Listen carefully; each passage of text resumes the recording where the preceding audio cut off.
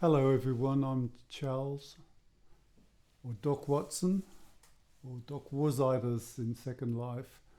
I'm going to do a workshop talking about guitar. I've been playing guitar for a long time, half a century.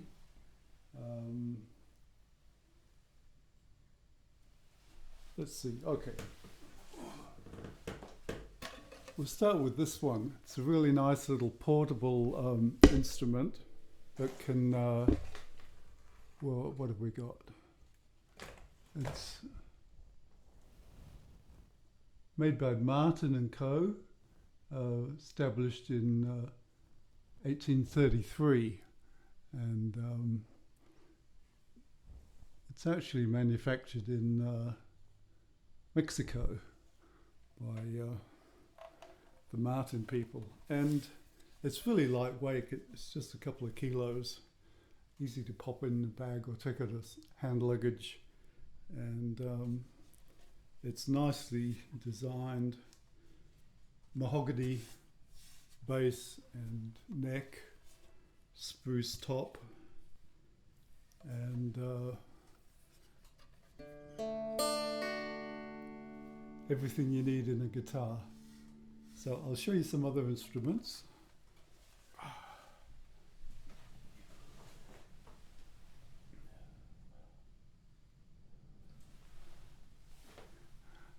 just have a look at the slide screen. We've got, this is an important issue, the action. You don't want the strings too high off the board. You can see the 6th string is sitting on the 12th fret, but the 5th string is just hanging above it, and so the distance of those you can see is 2 millimeters, which is a nice sort of action. It's not too far to push down, and so this is the nice action guitar that I like to use in the studio because it's got flat round strings, really easy to play. When I started, I played the double bass in the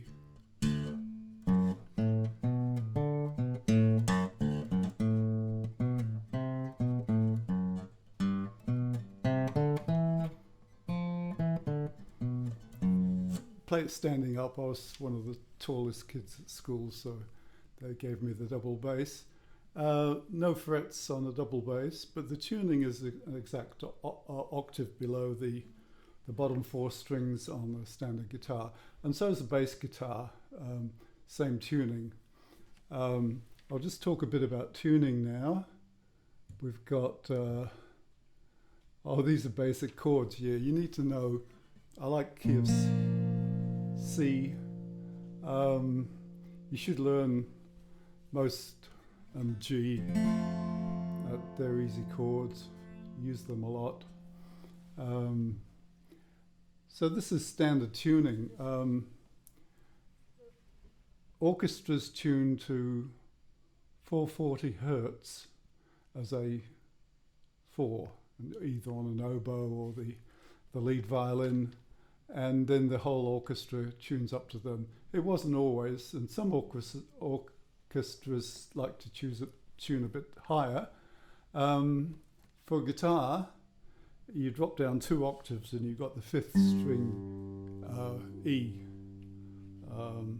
A, which is half of 440, which is 100.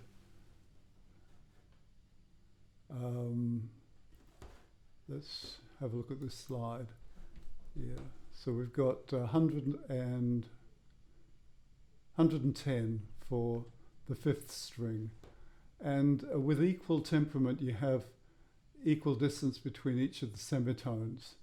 So the sixth string, the ratio between the sixth and the fifth is the same as the ratio from the fifth to the fourth, because you've got -5 semitones and +5 semitones. So it's the same frequency ratio. And we use equal temperament because if you change the key, you still have equal temperament. Everything's the same distance from its adjacent notes. So we'll have a look now at perfect tuning. We still use the reference of 110 hertz for the A string, but notice the E strings dropped to 82.5, and it was 82.41. Actually, it's gone up slightly in frequency, and it's barely noticeable. Probably 50% of the population couldn't tell the difference. Someone who's classically trained with perfect pitch would probably tell you there's a difference there.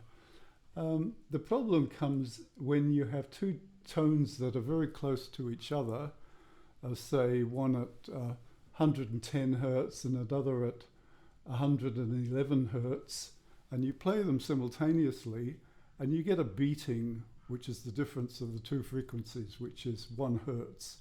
So you have a whoa, whoa, whoa, whoa, instead of just an even oh. And that wolf tone is very disturbing. And what happens, not only do you have the difference between the fundamentals, but you also have a difference with the harmonics, which are multiples of the fundamental, and the differences there are even bigger. So if you have something just slightly out of tune, you get wolf tones between the harmonics. And to get a really clear signal and get everything aligned, you use perfect tuning. And you have these exact ratios so that 3/4 of the frequency gives you this exact one. And that means the fourth harmonic of the E string is exactly the same as the third harmonic of the A string. So they line up really nicely without the wolf tones. While we're here, I'm just going to, let's see, explain about harmonics. If you play a note like that, that's the fundamental. If I touch it halfway,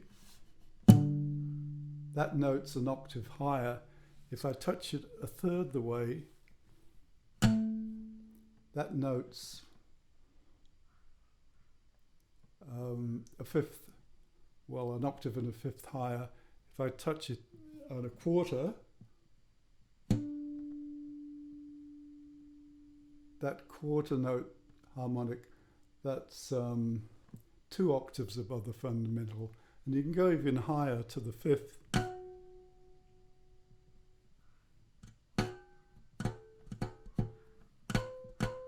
That seventh octave is actually, harmonic is actually like the seventh of the chord.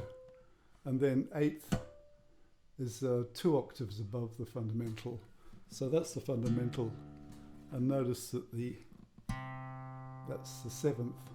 So the reason we like seventh chords is it's actually in part of the harmonic sequence. And if you play, say, a bugle, for example, you can make a tune with all those harmonics just on the length of the tube. So I'll go back to, here's a, what do you call it? A tuning that's commonly used.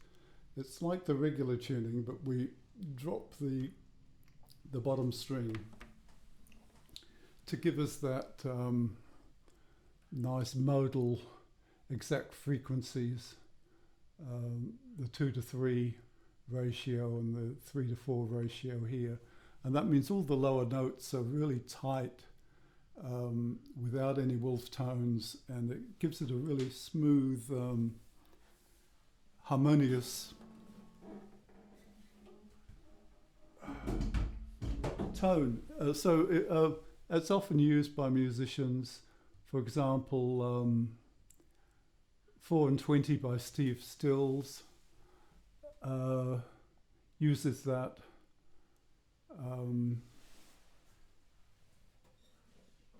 And it gives it a really nice resonance because you get the full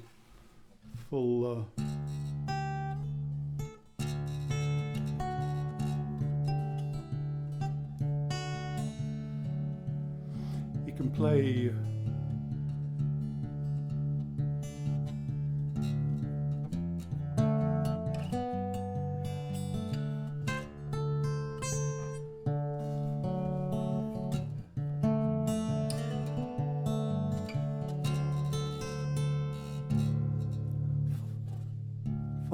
20 years ago, coming to this life, son of a woman and a man who lived in strife.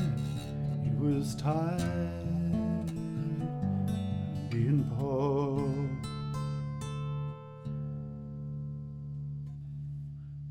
It gives it a much fuller feel when you have that resonance and that modal resonance in the deep notes. So pressing on, you can do for complete open tuning, which is that one.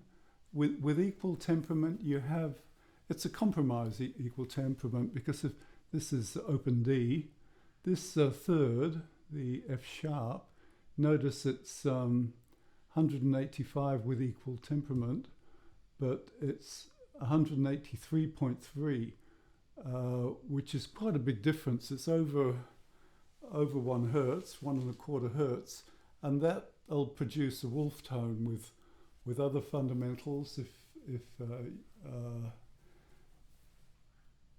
It's quite a big difference, and most people will be able to tell the difference there.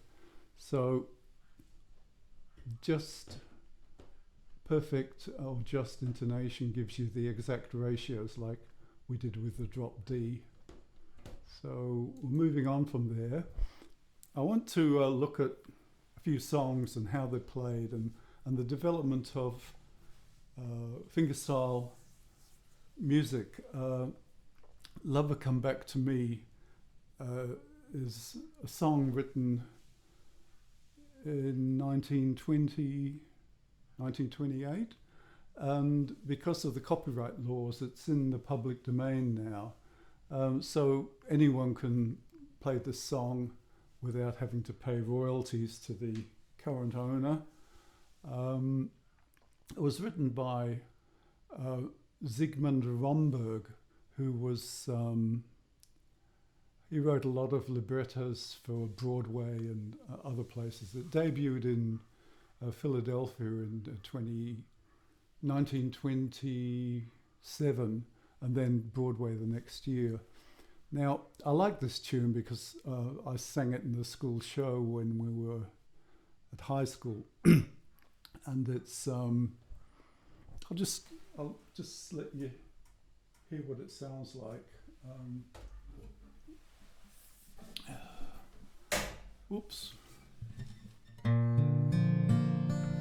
The sky was blue and high above, the moon was new and so was love. This eager heart of mine was singing, lover, where can you be? Used a lot.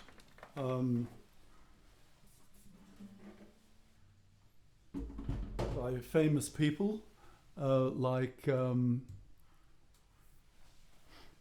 Chester and Lester did a duet on this tune, and probably the two greatest guitarists of the 20th century. To hear them playing together was just it's just amazing. It's on YouTube. You can listen to it. So this is Chester or Chet Atkins, and this is the transcription by his buddy John Knowles. And what I really want to get here is see how traditional music's written as you play it on the piano, but you also have guitar tablature with numbers on the 6 different strings, and the numbers indicate the fret that you're on. And for many guitarists, it's a much easier way of reading the music. And this piece, which was made popular by Chet Atkins, has all kinds of variations, harmonics, and runs all over the place. It's all documented. You can follow it through in detail. If you want to learn this, the key is to play it slowly, just note by note. And when you get the hang of it, you just speed it up. And then you start experimenting with different things, and you get, it becomes something of your own, something completely different. I'll just do a quick, where are we? Just similar to how Chet plays it. Oops.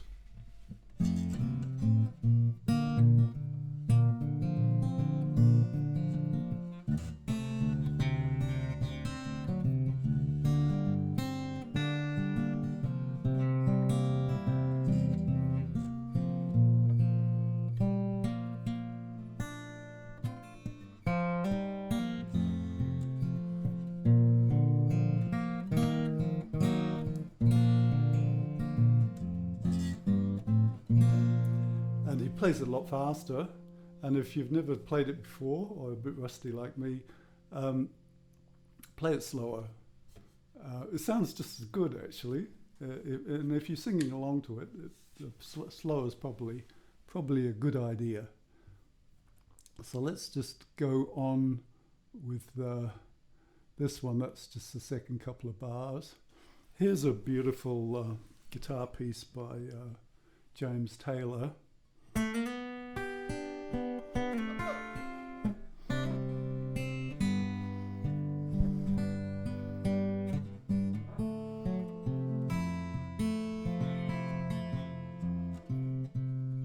I've seen fire and I've seen rain. I've seen sunny days that I thought would never end. Excuse me. I should.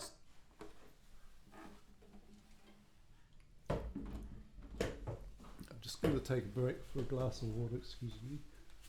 Oh.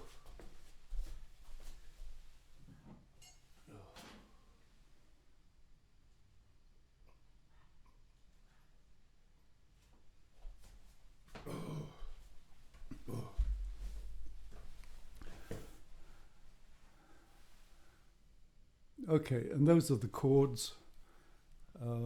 James Taylor has some really pretty chords. Plays beautifully. He's been a hero of mine for a long, long time.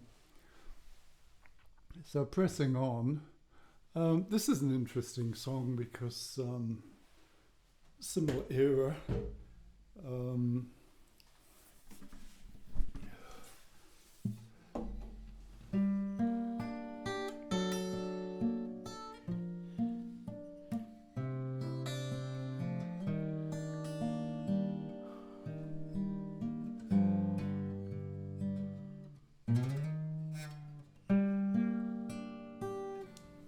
So, how are we going?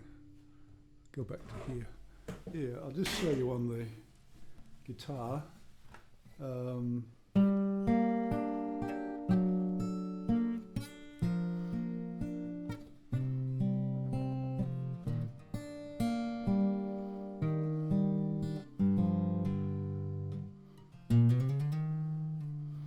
What's nice about the flat wound strings is you can slide up like that, and there's no scratching on the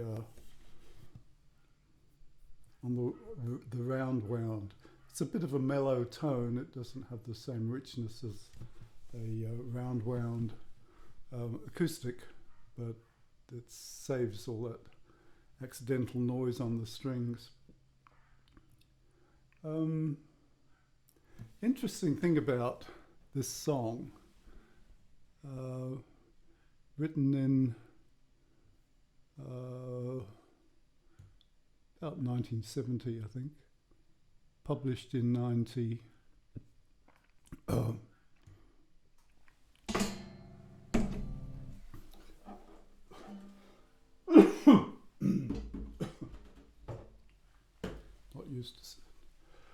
Not used to talking so much. This guy called Randy California wrote a tune called Taurus about 3 years before, and he was disgruntled that Stairway to Heaven was such a hit song, very popular, and he argued that, well, he'd written the same harmony just years before, and Led Zeppelin had stolen his idea. It ended up that the American courts, with an appeal, finally settled on the argument that the descending harmonic sequence was a stereotype, a cliche, as jazz musicians would call it. And if you look at My Funny Valentine, for example, it's got the same sequence, A with a major seventh, A with an ordinary seventh, then A6, etc. So it's actually quite a common sequence that's used in different jazz things, the C minor, major 7, etc. So, okay, before we finish, I just want to go over. I was going to talk about the history of picking too, guitar picking, because it's interesting how it evolved.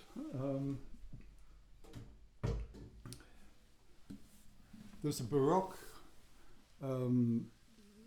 violin piece called the Canon in D by what's his name, Johann Pachelbel, Johann Pachelbel, and he wrote it for a Baroque string quartet, and went out of fashion through the classical era. So for 2 centuries it was totally ignored, and then it was rediscovered and set to guitar, and it plays quite nicely on guitar because it's got a simple range, and it just goes.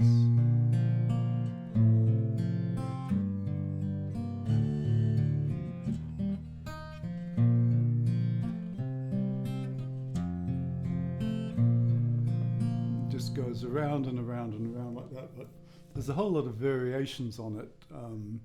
It gets quite complicated, but it's also become a cliche in the sense that have you seen the old girl who walks the streets of London, dirt in her hair and her clothes in rags? Or ain't no use in sitting wondering why, babe. It don't matter anyhow. It's a really nice piece of music, but it comes back to the issue with Pink Floyd stealing the progression from Taurus, the band called Spirit, I think it was. Like the harmonies, basic elements of music are standard. Everyone uses them. So you can't say, well, I own this sequence because nobody else has done it. You might have a different take on it. For example, I play this as a practice.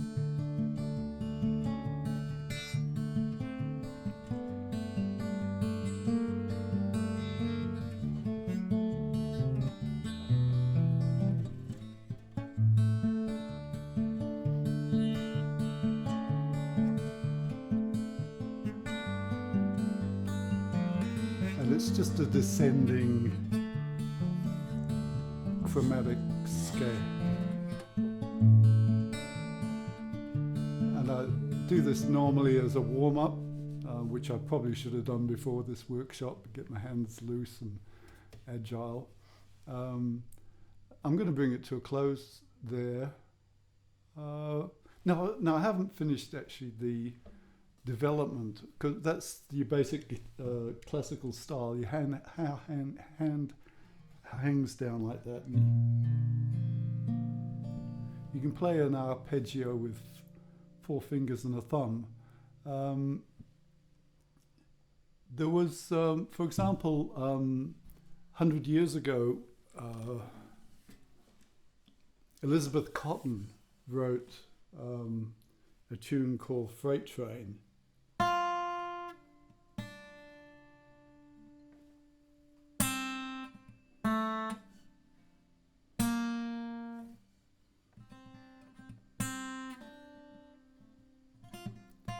And she played actually with her thumb. She used a thumb to play the melody and the fingers to play the bass.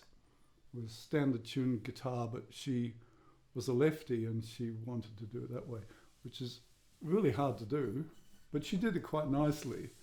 It became a standard in the folk scene, played the right way around.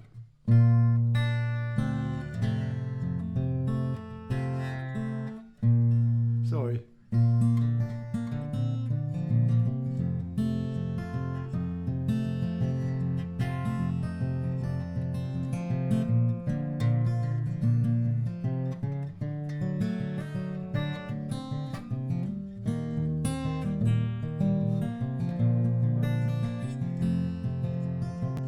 And the tune goes, freight train, running so fast. Freight train, running so fast. Please don't say what train I'm on, so they won't know where I'm gone. So we showed you arpeggios with the classical thing, but there's also a claw hammer or an alternative thumb finger picking, which goes.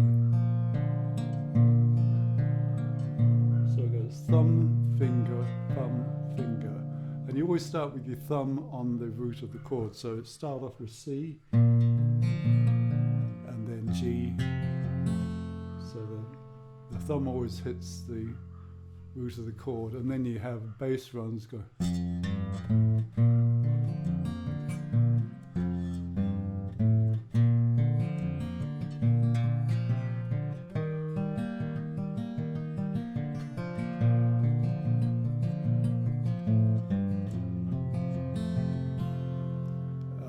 And you also do hammer-ons, like.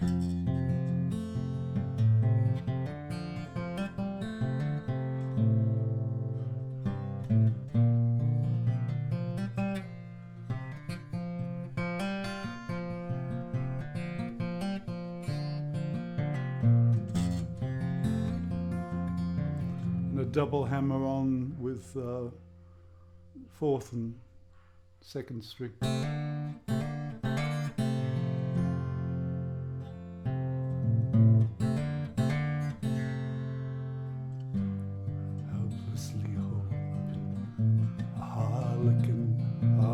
Nearby.